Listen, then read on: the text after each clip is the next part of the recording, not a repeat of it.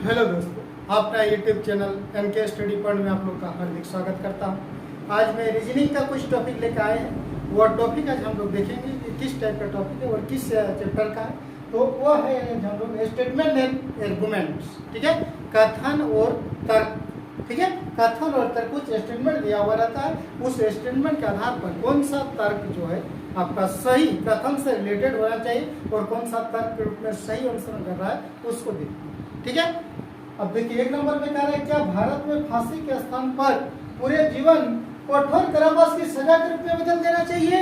ये कैसा कथन में कह रहा है कि क्या भारत में फांसी के स्थान पर पूरे जीवन कठोर कारावास की सजा के रूप में बदल देना चाहिए। उसमें दो कथन दिया, उसमें दो तर्क रहेगा, एक सकारात्मक रहेगा, एक नकारात्मक रहेगा। उनमें से सकारात्मक सही है या नकारात्मक सही है वो चीज हम लोग को देखना है। लेकिन तर्क देखिए, ये हमेशा ध्यान रखिएगा, तर्क कोई किसी देश किसी के साथ तुलना अगर करता है तो वह तर्क सही नहीं होगा। तर्क में अगर केवल या एकमात्र ये बस लगा हुआ रहेगा वह तर्क ठोस नहीं होगा। पहले भी हम कॉन्सेप्ट इसका बताए हुए हैं। ठीक है, या तर्क अगर कमजोर है तो भी वह तर्क साबित पूर्ण ठोस नहीं होगा।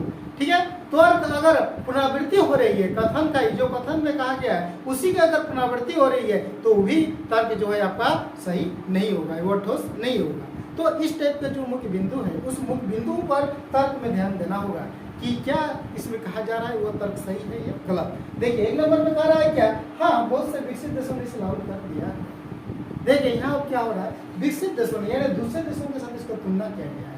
जब भी दूसरे देशों के साथ इसको तुलना किया जाता है तर्क में तो वह तर्क आपका सही नहीं होगा।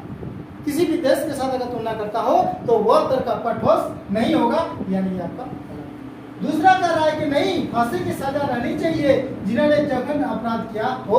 इसमें कह रहा है कि क्या भारत में फांसी के स्थान पर पूरे जीवन कारावास की सजा के रूप में बदल देना चाहिए। लेकिन तर्क में बोल रहा है नहीं, ऐसी सजा रहनी चाहिए जिन्होंने जघन्य अपराध किया। अगर ऐसा अपराध किया हो तो उसको कठोर श्रम यानी कठोर कारावास यानी फांसी की सजा उसको देना चाहिए, जरूरी है, नहीं तो वो सुधरेगा। यानी ये जो तर्क आ रहा है वो तर्क आपका 100% सही बोल रहा है कि नहीं, फांसी की सजा रहनी चाहिए जिन्होंने जघन्य अपराध किया, यानी ये आपका सही 100% सही रहनी चाहिए। नहीं रहेगा अगर उसको सब में अगर कुछ भी कर लिया अपराध उसके बाद बोले नहीं इसको मृत्यु की सजा दी है, फांसी नहीं होगी, तो इसमें क्या होगा कि घटना कभी बंद नहीं होगी, वो घटना होते रहेगा। ठीक है, अगर वो फांसी की सजा हो गई तो 1 से 2 में तीसरा में वो सुधर सकता है। ठीक है, जिसके कारण ये आपका सही है, यानी केवल 2 आपका 100% सही। ठीक है, देखते हैं अगला क्वेश्चन पे। अगला टॉपिक, क्या टेलीविजन पर बेस्ट फिल्मों के प्रसारण पर पूर्ण प्रतिबंध होना चाहिए। ये आपका ये स्टेटमेंट में कह रहा है, कथन में कह रहा है, क्या कह रहा है कि क्या टेलीविजन पर बेस्ट फिल्मों के प्रसारण पर पूर्ण प्रतिबंध होना चाहिए। यहाँ कह रहा है कि हाँ, ऐसी फिल्में बच्चों को प्रतिकूल प्रभाव डालती है और उनके हितों की सर्वोच्च प्राथमिकता दी जानी चाहिए। अगर आप गलत फिल्म देख रहे हैं और बेस्ट फिल्म तो बच्चों को उसमें बच्चों भी अगर अपना तो ये आपका प्राथमिकता बनती है कि ऐसी फिल्म बच्चों को प्रतिकूल प्रभाव डालती है तो उसको प्रसारण पूर्ण प्रतिबंध होना चाहिए। दूसरा कह रहा है कि नहीं, बल्कि उनका प्रसारण किसी नियत समय पर जब बच्चे आमतौर पर घर से बाहर होते हैं किया जा सकता है। यह आपका सरासर गलत है, क्योंकि यहाँ इसके मतलब जब बच्चा नहीं रहेगा तब आप गलत चीज देखिएगा, ये तो गलत है ना। इसलिए कह रहा है कि टेलीविजन पर बेस्ट फिल्मों का प्रसारण पर पूर्ण प्रतिबंध होना चाहिए, हाँ, क्योंकि इसमें बच्चे पर प्रतिकूल प्रभाव डालती है। लेकिन कह रहा है कि नहीं, दूसरा कह रहा है नहीं, उनका प्रसारण किसी नियत समय पर होना चाहिए जब बच्चे घर से बाहर होते हैं। इसका मतलब बच्चे को गलत नहीं दिखाना, अगर खुद गलत दिखिए, यह तो गलत है। जिसके कारण कह रहा है कि ये आपका हमेशा ये गलत हो जाएगा। कह रहा है नहीं, बल्कि उनका प्रसारण किसी नियत समय पर जब बच्चे आमतौर पर घर से बाहर होते किया जा सकता है। ऐसा नहीं है कि बच्चे घर से बाहर होंगे तब आप गलत देखिएगा, गलत चीज देखिएगा, ऐसा नहीं होना चाहिए। प्रतिबंध है तो प्रतिबंध है, पूरी तरह से उसका प्रतिबंध होना चाहिए। जब बच्चों पर प्रतिकूल प्रभाव डाल रही है कि फिल्म का पूर्ण प्रतिबंध होना चाहिए तो कह रहा है कि हाँ, ऐसी फिल्म बच्चों पर प्रभाव डालती है और उनके हितों के सर्वोच्च प्राथमिकता दी जानी चाहिए। अगर गलत फिल्मों का प्रसारण कर रहे हैं, बच्चे उसमें अगर देख रहे हैं तो उनके उस पर प्रतिकूल प्रभाव डाल रहा है तो वो प्रतिबंध होना चाहिए। ये तर्क में आपका सही तर्क, ये तर्क जो है प्रबल है, ताकतवर है। लेकिन ये तर्क है जो आपका कमजोर हो रहा है। कैसे कमजोर हो रहा है? क्योंकि ये कह रहा है क्या कि बच्चे जब घर पर नहीं रहेगा तब आप देख सकते, ये गलत, ठीक है, जिसके कारण ये गलत है। ये आपका 1 नंबर आपका सही है, यानी ऑप्शन केवल एक जो है कथन के अनुसार यह निहित है, यानी कथन के अनुसार तर्कवान जो है, ठीक है। अगला क्वेश्चन, अगला टॉपिक, क्या सभी स्कूलों में जिन्हें सरकारी सहायता मिलती है और जिन्हें नहीं मिलती है, दोनों तरह की कक्षा 10 तक सभी बच्चों के लिए ट्यूशन फीस माफ कर देनी चाहिए? ये आपका एक स्टेटमेंट दे रहा है, कह रहा है क्या सभी स्कूलों में जिन्हें सरकारी सहायता मिलती है और जिन्हें नहीं मिलती है, दोनों तरह की कक्षा 10 तक सभी बच्चों के लिए ट्यूशन फीस माफ कर देनी चाहिए, ठीक है। तो इसमें क्या कह रहा है? तर्क एक में कह रहा है कि हाँ, इससे हमारे देश में साक्षरता दर में सुधार है, हाँ सुधार पाएगा। कहा कि बच्चे हर तरह के बच्चे होते हैं, जो कोई फीस नहीं दे पा रहे हैं तो वो पढ़ नहीं पाता है, लेकिन अगर फीस माफ हो जाता हो, फीस अगर माफ हो जाता हो तो वो बच्चे पढ़ लेंगे, यानी वो बच्चे साक्षरता हो जाएंगे, ठीक है, सक्षम हो जाएंगे। तो इसका मतलब ये है कि हाँ, इससे हमारे देश में साक्षरता दर में सुधार आएगा, आएगा। ये तर्क भी आपका सही हो रहा है। दूसरा कह रहा है क्या कि नहीं, खासकर जिन स्कूलों को सहायता नहीं मिलती है उन्हें आपने नियमित खर्चे पूरे करने के लिए ट्यूशन फीस लेने की अनुमति भी देनी चाहिए, ट्यूशन फीस अनुमति देना चाहिए। खासकर कह रहा है कि जिन स्कूलों में आपका अनुदान नहीं मिल रहा है, सरकारी सहायता नहीं मिलती है, तो वो लोग कैसे चलाएंगे? जो टीचर आ रहे हैं पढ़ाने के लिए वो कैसे पढ़ाएंगे? उसको भी तो चाहिए भरण पोषण के लिए। तो वहाँ पे कह रहा है क्या कि नियमित खर्चे पूरे करने के लिए ट्यूशन फीस लेने की अनुमति देनी चाहिए। उसको क्या करना है, जहाँ पे सरकारी सहायता नहीं मिलती है वैसे स्कूलों पर कह रहा है कि ट्यूशन फीस लेने की अनुमति देनी चाहिए।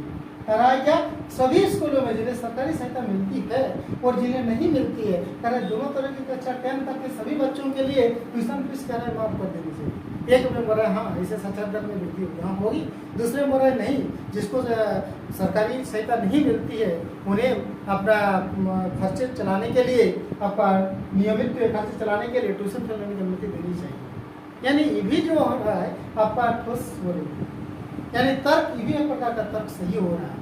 इसका मतलब इसमें ये अगर देखा जाए तो अगर इसको देखते हैं कि हाँ क्या इससे हमारे जनसंख्या दर में सुधार आएगा, आता ही आएगा ही, लेकिन बिल्कुल ये भी है कि अगर बिल्कुल अगर फी माफ कर दिया जाए तो बच्चों पर भी बदमाश हो सकते हैं। लेकिन हाँ ये भी है कि शिक्षा दर में सुधार आएगा, बहुतों के पास पैसा नहीं रहता है, पैसा के अभाव से वो नहीं पढ़ पाता है, तो उसे में सुधार आएगा।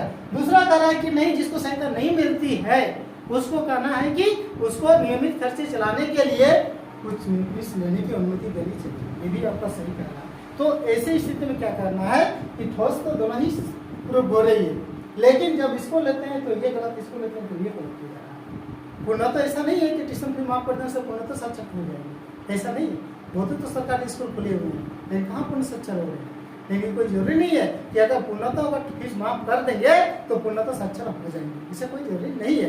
जिसके कारण क्या होगा ऐसी स्थिति में एक या तो दो फीस, एक या तो दो, एक भी हो सकता है या दो भी हो सकता है। ऐसी स्थिति में हमेशा एक या तो दो होगा, ये आपका दोनों फीस एक या तो एक हो सकता है या तो दो हो सकता है। या अनुमति देनी चाहिए फीस लेने की या नहीं देनी चाहिए, दोनों में से एक हो सकता है। ठीक है, चलते हैं अगला क्वेश्चन की। क्या सभी अंतर्राष्ट्रीय उड़ानों में हैंड बैगेज पर अस्थायी रूप से रोक लगा दी जानी चाहिए? कह रहा है क्या सभी अंतर्राष्ट्रीय उड़ानों में हैंड बैगेज पर अस्थायी रूप से रोक लगा देने, टांगने का जो चीज होता है सामान, कह रहा है उस पर रोक लगा देना चाहिए। तो तर्क में कह रहा है कि एक में कह रहा है नहीं, इससे बहुत असुविधा होगी, क्योंकि लंबी दूरी की उड़ानों में न्यूनतम जरूरतों की चीजें ले जानी पड़ती है।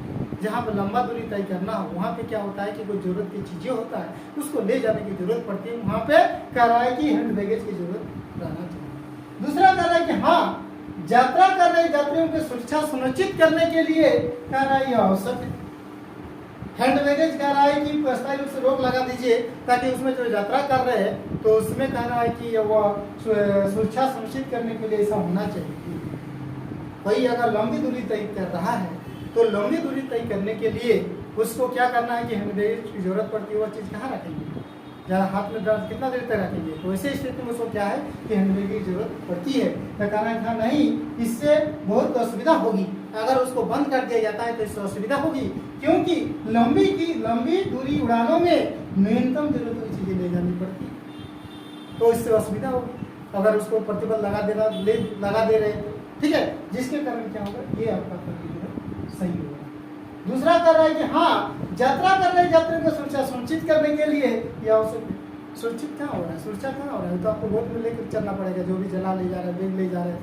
अगर हैंड बैग रखा हुआ तो वहाँ तो आप रख के आसान से जा सकते हैं, आराम से जा सकते हैं, ठीक है। ये बोले नहीं, उसको पुनः तो सुनिश्चित रूप से बंद कर देना चाहिए, स्थायी रूप से बंद कर देना चाहिए, नहीं बंद नहीं होना चाहिए। अगर बंद हो जाता है तो उसमें आपको असुविधा होगी। जो लंबी दूरी तय कर रहा है, सफर कर रहा हो, तो ऐसी स्थिति में वो न्यूनतम बहुत सारी जरूरत चीज़ें होता है, उस चीज़ों को उसको ले जाना पड़ता है, और उस चीज़ों को रखने के लिए हैंड बैगेज की जरूरत होनी चाहिए। ये बोल रहा है नहीं, जिसकी बोल रहा है कि उसको सुनिश्चित करने के लिए आवश्यक है, उसको बंद कर देना चाहिए खाना, जता कर जाते हैं सुरक्षा के लिए उसको बंद कर दे, नहीं, सुरक्षा के लिए बंद नहीं होना चाहिए, वो होना चाहिए, तब ना वो उसको आरामदायक से सफर कर सकता है, ठीक है। जिसके कारण ये आपका संकल्प गलत है। तो केवल ओनली फॉर जो कथन के रिलेटेड से ओनली फॉर एक तर्क जो है सही होना चाहिए। देखिए तर्क में क्या होता है कि क्वेश्चन के रिलेटेड में कुछ तर्क होना चाहिए, जो क्वेश्चन कहा जा रहा है उसमें क्या तर्क निकल सकता है। कह रहा है क्या सभी अंतरराष्ट्रीय हैंड बैगेज को स्थायी रूप से रोक लगा देनी चाहिए। अगर रोक लगा देते हैं तो जो लंबी सफर कर रहा है तो उसको क्या होगा, सामान्य चीज़ों को रखने में असुविधा होगी कि नहीं होगी। तो ये आपका चीज तर्क में बता रहा है कि अगर आप उसको रोक लगा देते हैं तो हम लोग अगर जैसे दूर सफर करते हैं तो उसमें क्या होगा कि जरूरत चीजें ले जानी पड़ती है, उस चीजों को रखने में हमको असुविधा होगी। ये तर्क में सही बता रहा है। दूसरा कह रहा है कि हाँ उसको रोक लगा देनी चाहिए, क्योंकि यात्रियों का सुरक्षा है, तो यात्रियों की सुरक्षा के लिए सुनिश्चित करने के लिए आवश्यक है, ऐसा कुछ और परेशानी नहीं चल सकती, जिसके कारण ये आपका दो जो है आपका गलत है, एक आपका कथन से नहीं। ठीक है, आज के लिए इतना ही, फिर हम लोग मिलते हैं नेक्स्ट वीडियो में नए कॉन्सेप्ट के साथ। तब तक के लिए थैंक यू, बेस्ट।